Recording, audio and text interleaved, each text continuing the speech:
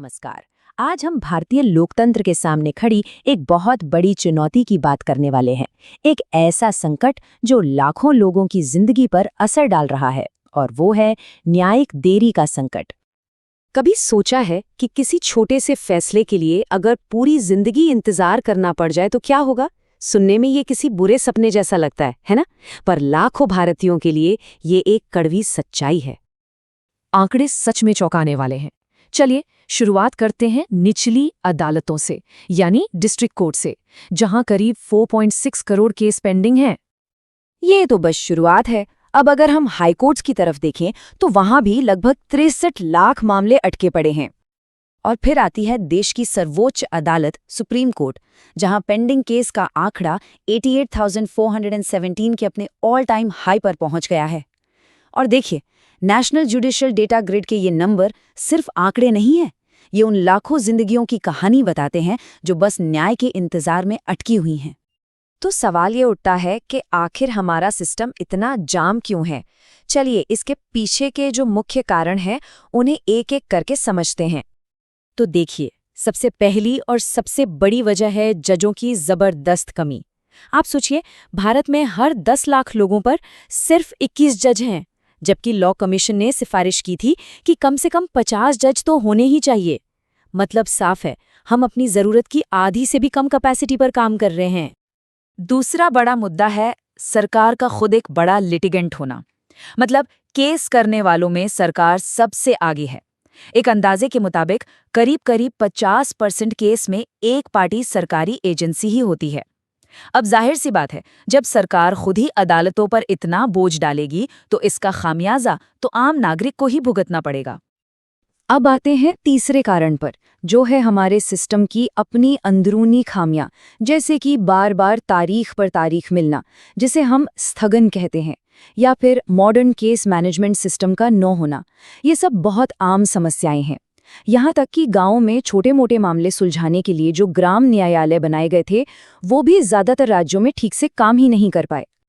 और चौथा एक बहुत ही अहम कारण है पैसों की तंगी, यानी बजट की कमी।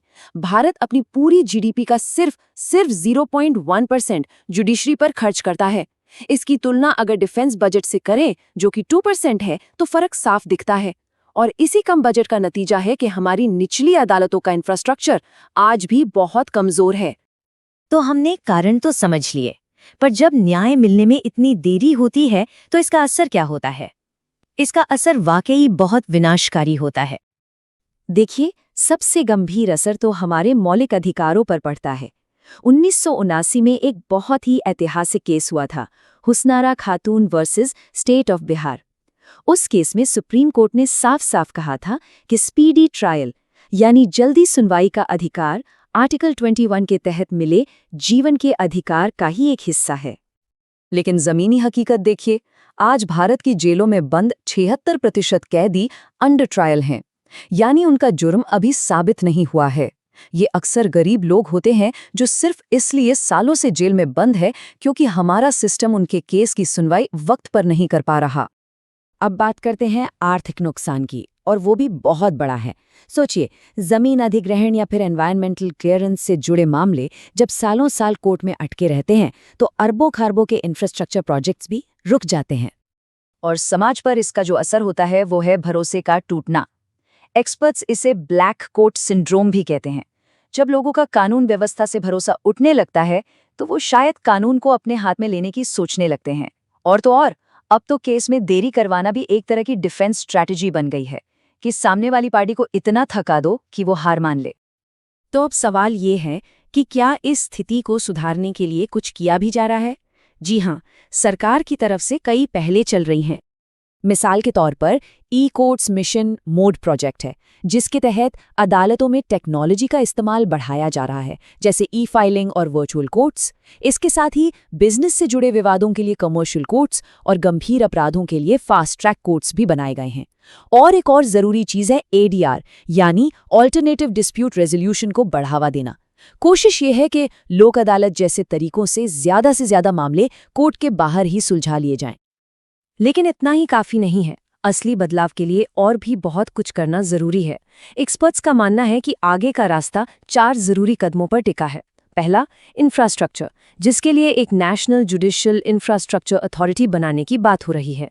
दूसरा, मैन पावर, यानी इस भारी बैकलॉग को खत्म करने के लिए रिटायर्ड जजों की नियुक्ति की जा सकती है।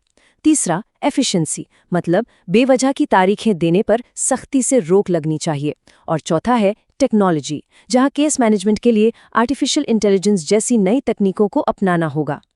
तो कुल मिलाकर बात यह है कि एक मजबूत और कुशल न्यायपालिका किसी भी कामयाब लोकतंत्र की रीढ़ होती है। अगर सही सुधारों को पूरी ईमानदारी से लागू किया जाए तो हम न्याय में देरी से न्याय समय पर के लक्ष्य को जरूर हासिल कर सकते हैं।